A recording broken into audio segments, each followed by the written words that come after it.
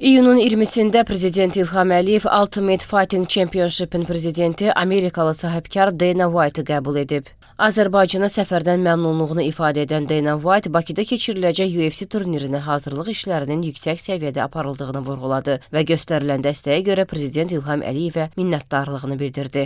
Dövlətimizin başçısı UFC turnirinin ölkəmizdə ilk dəfə təşkil edilməsinin əhəmiyyətinə toxundu, onun davamlı olacağına ümidvarlığını bildirdi və bu tədbirin Azərbaycanın dünyada idman ölkəsi kimi daha çox tanınması baxımından rolunu qeyd etdi. Söhbət zamanı Azərbaycanda idmanın bütün növlərinə göstərilən dövlət qayğısından söhbət açıldı. Son illərdə idmançılarımızın dünya səviyyəli mühüm yarışlarda qazandıqları uğurlar vurğulandı. Gənc nəsildə idmanı həvəsin təbliğ edilməsi istiqamətində görülən işlərə toxunuldu.